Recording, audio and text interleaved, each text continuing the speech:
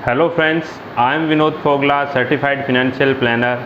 आज अपने बात करने वाले हैं सुपर टॉपअप हेल्थ इंश्योरेंस के बारे में कि सुपर टॉपअप हेल्थ इंश्योरेंस क्या होता है, इसकी क्या अहमियत है, क्यों लेना चाहिए, ये नॉर्मल प्लान से सस्ता क्यों होता है और इसको कब लेना चाहिए।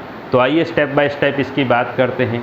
Super top up health insurance normal health insurance या रेगुलर हेल्थ इंश्योरेंस या बेस हेल्थ इंश्योरेंस जो आपके पास है, हो सकता है आपको एम्प्लॉयर ने दिया हो सकता है आपको गवर्नमेंट एम्प्लॉयर ने दिया हो या प्राइवेट एम्प्लॉयर ने, या आपने खुद ने ख़रीदा हो।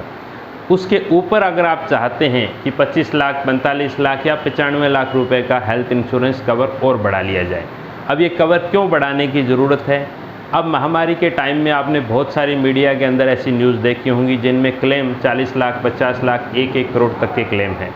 इसके अलावा कैंसर जैसी बीमारी जो समाज के अंदर समाज का भी हिस्सा है, कुछ ज़माना पहले, कुछ टाइम पहले ऐसा था कि ये गैरों को होता था, अब अपनों को होने लगा है।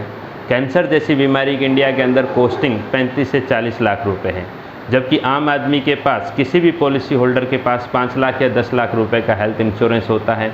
और ऐसे बहुत सारे लोग जो समाज के अंदर हैं जो ये चाहते हैं कि हो सकता है मैं 5 लाख रुपए तक का अगर क्लेम आए तो मैं खुद भी बियर कर सकता हूँ, लेकिन अगर 5 लाख से ऊपर का अगर क्लेम आता है तो मेरे लिए अफोर्ड करना मुश्किल हो जाता है, तो मुझे एक सुपर टॉपअप की ज़रूरत है। अब सुपर टॉपअप का कंसेप्ट कैसे काम करता है?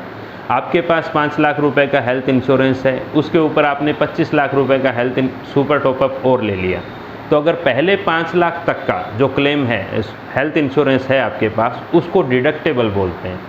यानी अगर क्लेम आता है तो पहले 5 लाख का क्लेम नॉर्मल हेल्थ इंश्योरेंस या सुपर टॉपअप से आपका सेटल होगा, उसके बाद का जो क्लेम है वो सुपर टॉपअप से सेटल होगा। अब ये नॉर्मल प्लान अगर आप उसी कंपनी का सीधा 30 लाख रुपए का हेल्थ इंश्योरेंस लेते हैं, तो अगर फ़र्ज़ करो वो आपको 30,000 रुपये का पड़ता है, तो ये अगर आप 5 लाख का नॉर्मल हेल्थ इंश्योरेंस और 25 लाख का सुपर टॉपअप लेते हैं तो ये आपको 20,000 की कॉस्टिंग में आ जाएगा। मैं एक 35 साल के आदमी के परिवार के लिए उदाहरण में ये पकड़ रहा हूँ, तो आपको करीबन 10,000 रुपये का फ़ायदा हो जाएगा। तो सेम कंपनी से लेने में दूसरी कंपनी से कंपटीशन करने की ज़रूरत ही नहीं है।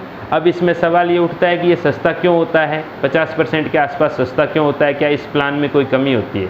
इस प्लान में कोई कमी नहीं होती, लेकिन उसमें कुछ बेसिक चीज़ें जो नॉर्मल हेल्थ इंश्योरेंस या रेगुलर हेल्थ इंश्योरेंस में होती है वो सुपर टॉपअप में नहीं होती। जैसे नो क्लेम बोनस आपको 5 लाख के हेल्थ इंश्योरेंस पे मिलेगा, 30 लाख के हेल्थ इंश्योरेंस पे नहीं मिलेगा।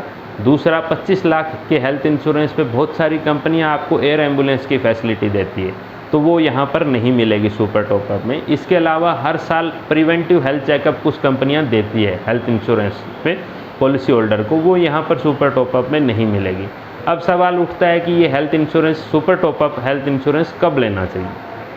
लेने के लिए तो आप कभी भी ले सकते हैं, आज भी ले सकते हैं, लेकिन मेरा एक्सपीरियंस ऐसा है कि अगर आपको ये रिन्यूअल के टाइम पे लेनी चाहिए। रिन्यूअल की तारीख और आपकी सुपर टॉपअप की तारीख अगर ऑलमोस्ट बराबर हो, सेम हो, तो आपको बैक ऑफिस की ऑपरेशनल मैकेनिज़्म में ये स्मूथ होगा, क्लेम भी आपका स्मूथ होगा। उम्मीद करता हूँ ये वीडियो आपको पसंद आया होगा, तो लाइक करें, शेयर करें और सब्सक्राइब करें। Thank you.